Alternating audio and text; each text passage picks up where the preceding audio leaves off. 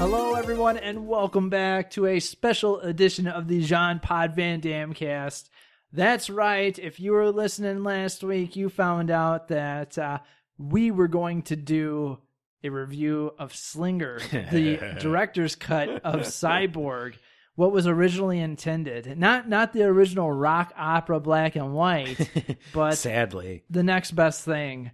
And I found this amazing Blu-ray on Amazon from Germany. So everything was in German, and I had to... He had to learn German. And it wasn't that hard. No, it's similar to English in a lot of ways. Yeah, I really found, my background in history, my family history, it just came naturally to me. It was like I was channeling my great-great-great-grandfather. Yeah. Found the German, translated it as best as I could so that I can get it with the English dubbed version, and we both sat and watched Slinger.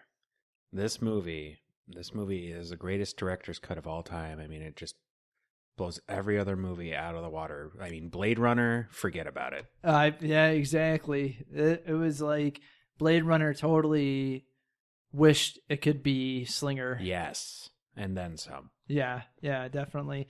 And one thing that I wanted to talk about before we really get into the difference of the movie, this might possibly be a short episode because after we watched it, we realized that we've already talked about the story. Yeah. So there's not much to talk about in that sense. So really basically only differences.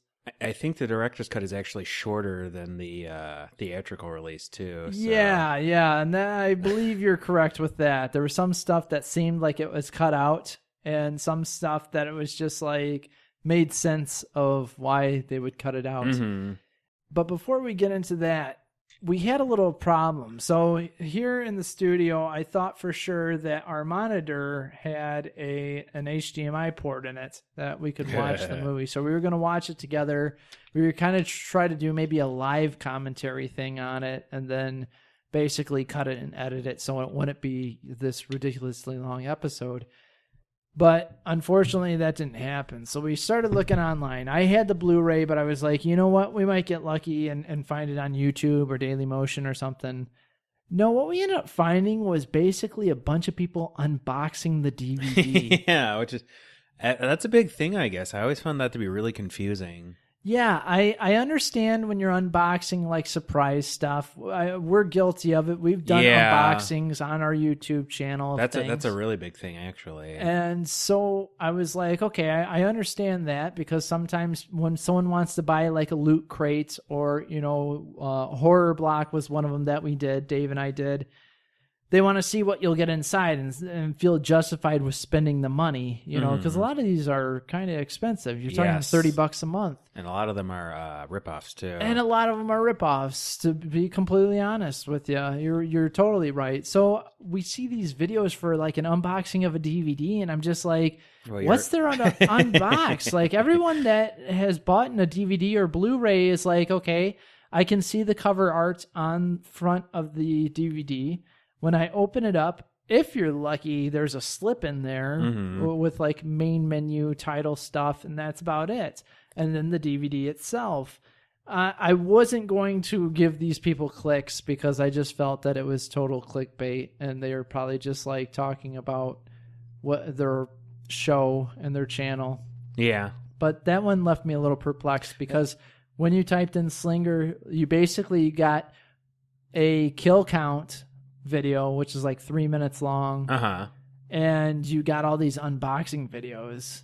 And then you got Cyborg, like someone's bootleg upload of it. So you really can't find this extended cut. No, you have to search the Black Forests of Germany for it. Yep.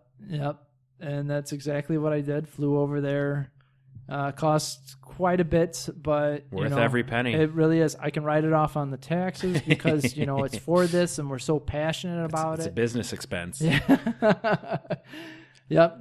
I went to the Amazon, and it was just amazing. I really was scared. I thought I was gonna die, but luckily made it through with this treasure. He wrote me some scary letters. Yeah, it totally was. They said there was this guy named Fender, and he swears a lot. I think he's a Satanist. Yeah, I think so. I'm not definitely sure. But anyway, let's get into the movie itself. So you already know this is based off, well, it's Cyborg, except it's the original intention. The original vision. And so really it was supposed to be kind of like this idea of a trilogy, which happened. And then, we come to find out that even that trilogy wasn't really what the guy kind of had in mind. So he was just stymied left and right. Yeah. By these bigwigs in Hollywood. I was just going to say, once again, bigwigs in Hollywood come in here and they tell people how to run the place and, crushing our dreams. Yes, exactly. Artistic value gets thrown out the window. But the beginning of this one kind of gives you like this scroll screen, and it's telling you a little bit more about the world and these slingers. They mention these gunners, these protectors. Yeah, there's a there's a lot more interludes that explain what you're supposed to be watching in the director's cut. Right. Yeah. And a lot more biblical references, like references to angels and the devil, like a lot more. Yeah, a lot more. Like you won't even see this in Cyborg, really. It's just, that was absolutely crazy to me. And another thing too, in the beginning, you get the director's commentary himself basically coming on and apologizing because he says he couldn't find the original film was destroyed. So you have Blu-ray quality on the cut of the original film, but the unedited version was destroyed somewhere, flood or whatever happened. And all that survived was like this master VHS copy. And there's not much you could do with VHS tape and reimaging it. No. So he says, you're going to see those cuts in there. He apologizes for the quality, but he felt that this was the best way to show off what his view of what the movie would be like. And you're thinking, how bad can it be? Oh, man. Yeah, it's pretty bad. Yeah, you're watching it, and it's like great crystal clear Blu-ray quality, and you're like, how the hell did they spend the money on getting Cyborg to look this good? Because even on the DVD copy, it looks okay, but it looks just one step above VHS. So that totally blew my mind. But then we get the extended cut, and it looks like your dad's home movie video. Like it doesn't even look like a film production video. No, it looks like a camcorder. It looks like a something camcorder from America's Funniest Home Videos. Yep. And then it looks like it's all zoomed in even more so. It's really yes. Yeah, so even the lineup from film to Blu-ray is a little off because of that. It looks just a little out of focus and a closer up image of the whole movie. And really, a lot of his extended cuts were, some of it, if you recall, I mentioned in the trivia, like Fender basically cuts off the Slinger's head in the beginning, and you don't get to see any of that of him like cutting the throat and stuff. And they said it was deemed too violent. But like in this, you get a little bit of an extension of that. You don't see that he cuts his head off. You basically see, and I don't think it was in the original, but he shows the Cyborg, the decapitated head of the original Slinger. And she's just, doing her crazy android mouth. They extended her stop motion scene a little bit too. Yeah, they did, and it was even creepier because she went to stand up, and it was like she was like a giraffe. It was scary. Like I don't understand why they would cut out the part that I'm assuming they had the most of the budget put into, like the big special effects scene. Yeah, but I don't know. I know, man. I didn't get that, but he slits the guy's throat, wipes the blood off on the other dude's jacket, and then we get into like the Van Damme showing up, and basically it's kind of just more like extended shots. It's not like, it doesn't really help the movie move along, but in a sense, it makes sense to why this shot would be a second or two longer than what that terrible cut of Cyborg is. Yeah. It's weird how, him adding footage actually streamlined the film because of all the extraneous nonsense that they just shaved off with this cut. Yeah, man. Yeah, I really, that was the thing. I really didn't know what to expect with this because I was thinking, seeing some of this, like, can that really improve the movie? And surprisingly, in some ways, yeah, it really did. Not in all ways, but yeah, there were some cuts that it was just kind of like that cut was necessary, and it didn't help move the scene along at all. There was a certain situation that I recall where right before Van Damme gets crucified, where Fender's beating the shit out of him. Like, he left in, basically 20 more punches. And so it was like, was that really necessary or not? I don't know. You have to know that. You have to understand how tough Van Damme is. Right. Yeah, I guess so. That's what they were trying to portray. I wasn't too sure about that because Fender just beat the shit out of him even more. Yeah. And it was almost the same fight beating. Choreography. It was kind of the Hulk Hogan, like someone's going to throw the punch, Hogan blocks it and then punches back. Yeah, and then Fender was basically doing the same thing. Yeah, a lot of that, a lot of like gorilla punches. And yeah. I love gorilla punches. Oh yeah, dude. Yeah, it was. I've won every fight I've ever been in with a gorilla punch. I've seen it. It's true. I've seen every single one of his fights. Don't fight this guy. Master of the gorilla punch. You especially don't want to see him when he's doing the splits doing that. Really, I think one of the things with the extended cut that did work out was the fact that we got to see a little bit more information about Van Damme and his like adopted family. Mm-hmm. His like lover and the kids and the girl. They did a much better job of explaining who he was in this cut. Yes, and not just because they had tons of like monologue, and they did definitely throw a lot more plot exposition in this. Yes, yeah, and one thing that you pointed out to me as well, since we're talking about it, they did a lot of inner monologue in this. And a lot of it was clearly not Jean-Claude Van Damme. Yes, exactly. Because it was like, how can we convince Van Damme to come back to just read some lines, without wanting a whole bunch of money? And for a movie he isn't awfully proud of in right, the first place. They couldn't even get a voice actor that sounded exactly like him. I feel like I could have done a better job. I honestly, I think so. Like, I honestly think if you and I sat in on that. Even if we spoke in unison. Yeah, it was a much better job because it sounded like almost like an Irishman or something was trying to talk his lines like, hey, I need you to do a Van Damme accent in English. Yeah. And give me a little bit more your dialect as well. Spice it up. So it was a little weird. Also, you already made mention of this, was the fact that Fender and his gang were a bunch of Satanists. Yeah, they were avid Satanists. I mean, huge. Like he mentioned the word Satan a good 6 or 7 times. Yeah, like, what in Satan's name? Yeah. Like he didn't even do the his monologue that was in the beginning of Cyborg, which is like one of the coolest. I know. I was disappointed with that. There was no monologue with that. Instead, we got a very weird satanic version of the Lord's Prayer. Yeah, this weird like heavy metal music video version of it. Yeah, he's like, oh my gosh. There's a lot of profanity in it Satan. Too. I'm trying to even remember how it went. I should have wrote it down because it was seriously a satanic Lord's Prayer.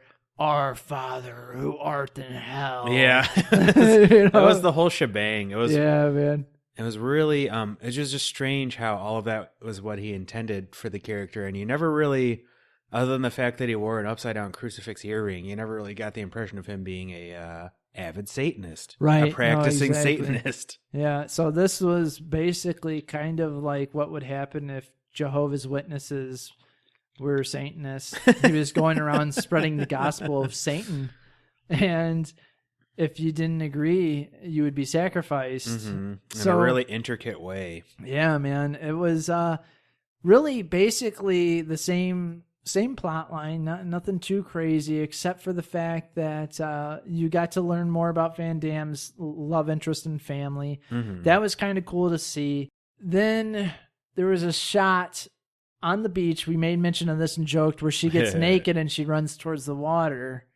Well, in this, he slowed it down big time. He put it in slow motion so you could see her butt jiggle and her boobs wave back and forth when she's running towards the beach. He sure did.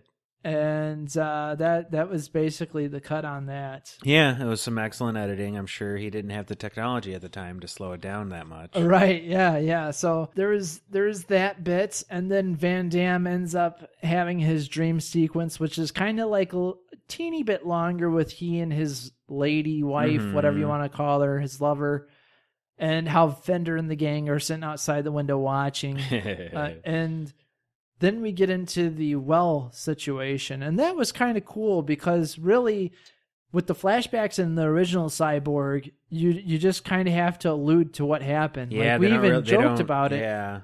Like, oh, they went into the well and what happened, and this time around it like shows basically the barbed wire just like rips through the little girl's hands and they fall into the well, and it shows like the dead body of his lover. Mm-hmm. It didn't show the kid that was with them, though. At least it didn't seem like it. But the presumably VHS they copy, ate the child or he ate the child to survive as he got out of the well. I guess so.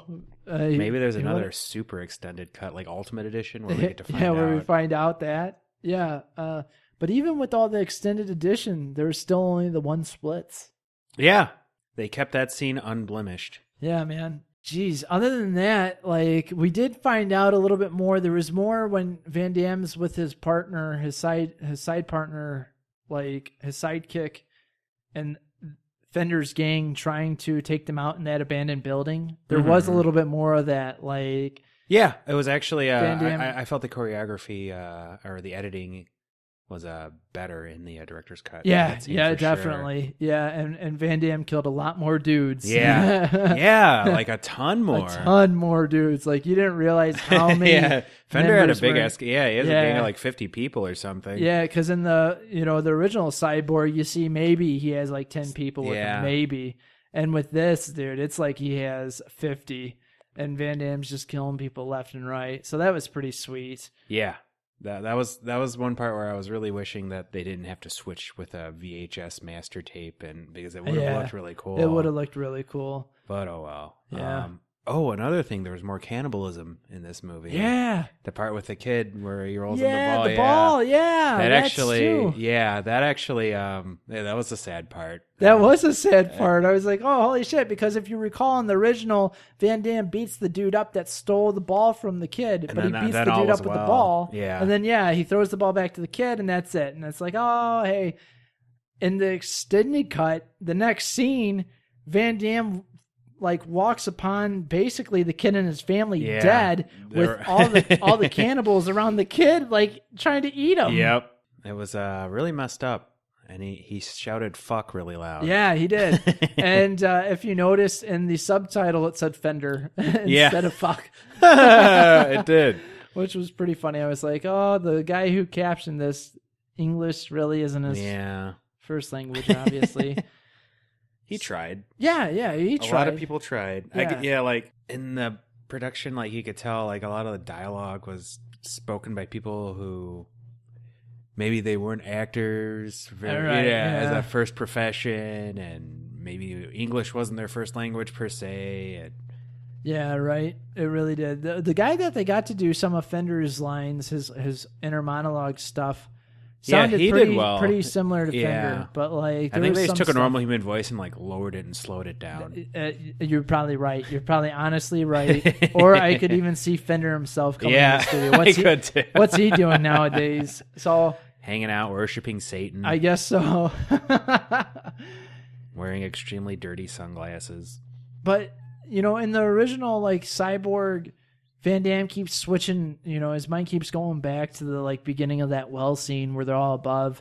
And the director's cut, which I liked a little bit more, it kept showing him basically trying to remember how Fender slaughtered his family and stole the girl. And so it kept showing, the dead lover and the little girl and basically Fender taking her away. There's a point though where he meets up with the Cyborg, Van Damme does, And she says, you know, like, oh, hey, I need to get to Atlanta. You're not going to get me there right now safely. I'm still going to go with Fender, even though he saves her. Mm-hmm. And, like, the one thing that they did with this is he actually made the cyborg sound like a cyborg. Yeah, he gave her synthetically, like, metallic echo to her voice. Yeah. Not the best job of blending in for a cyborg, but... No. Yeah, she totally sounded like, you know, they had like the Transformers voice modulator thing going on. Right. It sounded really cool. Yeah, man, definitely. And they did her little scene and where she basically got dissected and put together as a cyborg. That was, you know, kind of cool. It was still the same as the original Cyborg, but there was, I think, a little bit of an extension on that. And really, we get basically to the end. And, you know, the crucifixion was a little bit longer. Yeah, there was a little bit more dialogue. Yeah. Fender has more dialogue for sure. And yeah. You can see more comparisons to Conan the Barbarian when he crucifies, where he talks about how his life was shaped around his hatred for Fender. And if it wasn't for Fender, he wouldn't have a reason to exist. Right. That's straight out of James Earl Jones's you know, character in Conan the Barbarian. Yes, man. Yeah, totally so. And I can see why they cut that. Yeah, but like that was a little fresh in everyone's memory at the time. Right. Yeah, I mean, but it still makes sense to the story. Mm-hmm. I mean, you guys basically already said that you were stealing off of Conan and everything else in between. But they get to the end. They're in Atlanta. There's a little bit of an extension of the fight scenes. Yeah, there. a lot more screaming. Yeah, a lot more. If you can believe it. Van Damme beats a lot more people up. Even his sidekick, she beats up a girl. Yeah, that was like totally cut out. And they had a good back and forth. And Fender spends the entire time screaming at the top of his lungs. Oh my gosh, yes. He doesn't know who he wants to kill. That's the thing that's kind of like crazy. He has two gigantic knives. He doesn't know who to put them in first. Yep. And then he dies. Yeah, he dies sad. like in the end. And Van Damme gets the cyborg to Atlanta. The guy meets her and everything's okay. And then he's just like, okay, bye-bye. And the door closes, and then we have this like this overdub of basically like, are you okay? She's like, yeah. And then he's like, good. I'm glad they got you here safely so that we can take over the world. Oh man. That was a little ridiculous. Yeah, and then if you thought that was ridiculous, and then so there's a naked cyborg lady teleports in. Basically, like, it was shot in 2005. Yeah, when like digital cameras started to be used a little bit more. And it looks like it was done with like Windows Movie Maker. Or something. Yes, exactly. And I mean, this looks like cheap on the budget too. This naked chick appears out of nowhere, kind of like Terminator, like we said in the trivia from the last episode of Cyborg. And I mean, she's totally naked. Yeah. Like, I didn't expect that when I read it. Like, I mean, she's just full frontal in front of the camera, and she's got like this weird like hole in her midsection. Yeah, it has and it has like one of those electricity glowy not a Tesla coil, but the thing that shoots electricity out on a glass globe that you can touch. Yes, yeah. And it's just blatantly one of those. Right, yeah. And so she comes up and then she disappears.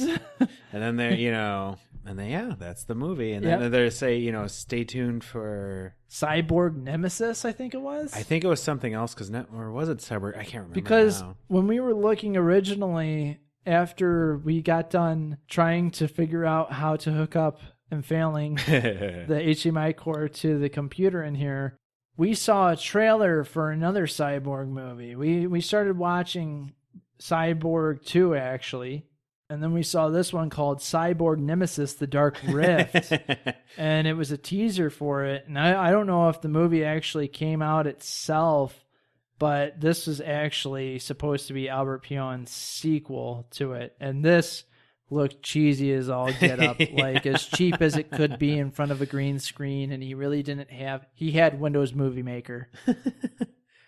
Yeah, it definitely looked like something. Yeah, so I mean, you can go on YouTube right now and check that trailer out. I might actually put that down in the notes when this comes out. So yeah, that was the extended cut. Yes. Nothing too crazy, nothing too out of the loop. I just basically more on the Satanist thing, more on the Slingers thing, which was pretty cool. Some better editing in a lot of parts. Yeah, some worse editing due to budgetary constraints and time constraints. Right. Yeah. Yeah. And overall, not terribly bad. No.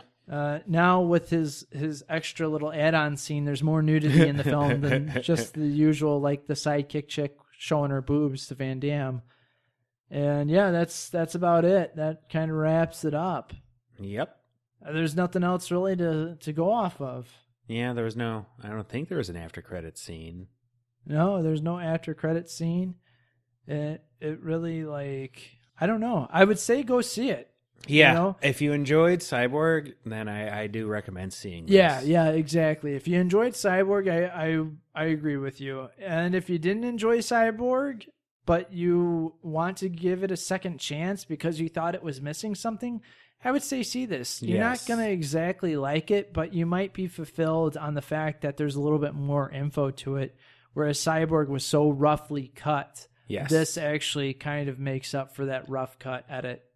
It's amazing how this movie, they're able to put so much more in it. I mean, I can't reiterate this enough. It's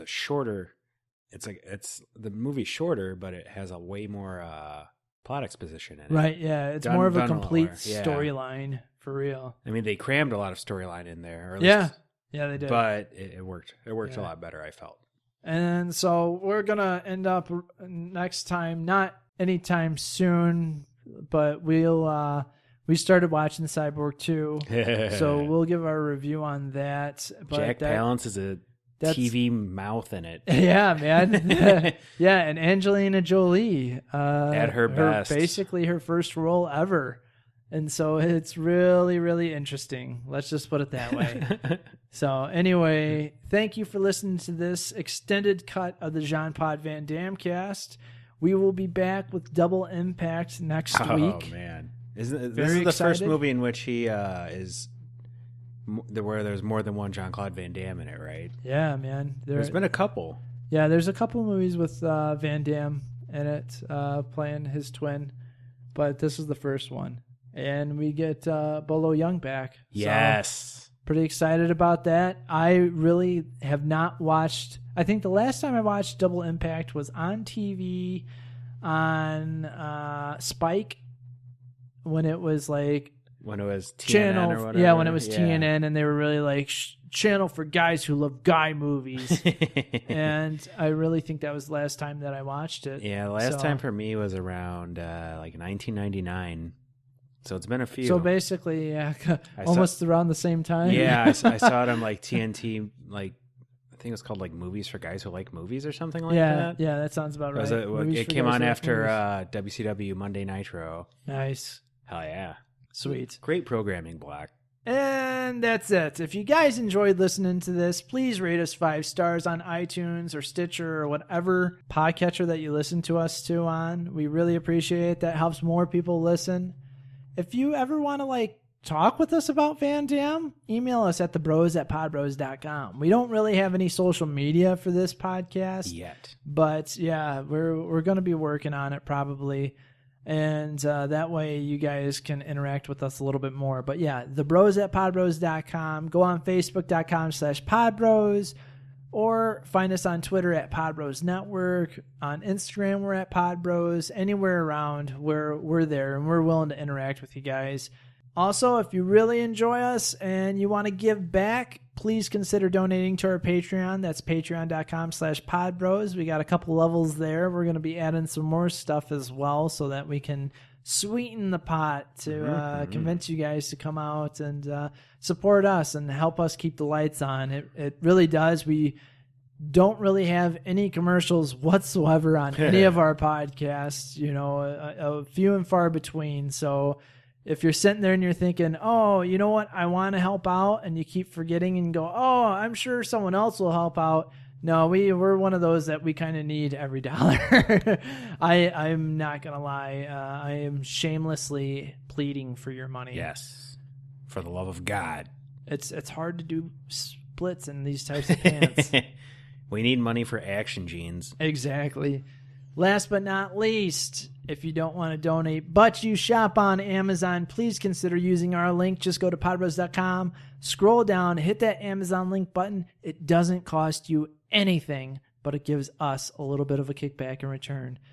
That's it. I'm done shilling. I am John. And I am Jeff. And you have been listening to another episode of the Jean Pod Van Dam Cast. What do I feel? Anything? Is love strong enough to break through? Strong enough to push aside the darkness?